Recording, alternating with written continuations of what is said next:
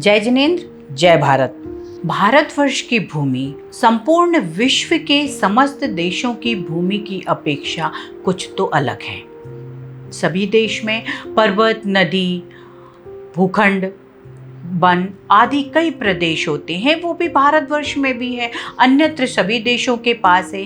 पर कुछ ना कुछ जब हम आगम ग्रंथों का अध्ययन करते हैं तब हमें ये निष्कर्ष निकल के आता है कि भारतवर्ष की भूमि के अंतर्गत कुछ तो ऐसी प्रवृत्तियां हैं जो अन्यत्र किसी देश में देखने को आपको नहीं मिलेगी, जैसे कि समोसरण की प्रवृत्ति। 24 तीर्थंकरों की जो प्रवृत्तियां है और 24 तीर्थंकरों के जो जन्म आदि गर्भादिक संस्कारों से मोक्षादि की प्रवृत्तियां हैं, उसमें एक संरचना आती है समोसरण की संरचना। किसी भी देश का आप इतिहास उठाकर देख लीजिए, आपको कहीं यह देखने को नहीं मिलेगा कि फलाना में फलाने भगवान के समोसरण आदि हमने देखे। पर भारत भूमि में इन 24 महान ऐतिहासिक आध्यात्मिक भव्य आत्माएं, जिन्हें 24 तीर्थंकर भगवान आदिनाथ से लेकर भगवान महावीर तक के ये 24 तीर्थंकरों की संरचना का प्रावधान अगर आपको देखने को मिलेगा तो वो सिर्फ और सिर्फ भारत भूमि के अंतर्गत मिलेगा।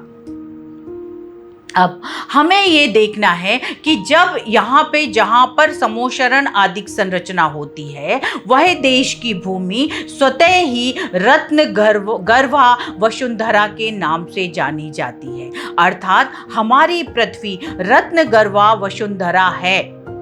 प्रत्येक व्यक्ति जो मुझे सुन रहे हैं, सभी से एक निवेदन करती हूं कि इस रत्न गर्भा वसुंधरा को और अधिक सुधार के लिए एक कार्य करें कि कृषि योग्य भूमि को कृषि योग्य कार्य के लिए ही सुरक्षित और संरक्षित रहने दें। अति या अत्यंत शहरी विस्तारवाद ने हर व्यक्ति के जीवन में और मानव सामुदायिक रूप से मानव के जीवन में अत्यंत भयावह स्थिति भविष्य में खड़ी करेगा।